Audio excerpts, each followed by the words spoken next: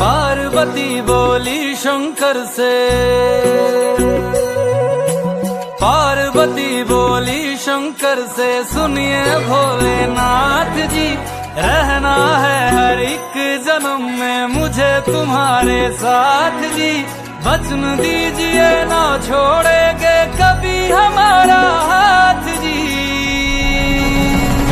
ओ Bholenath ji, ओ Shambhunath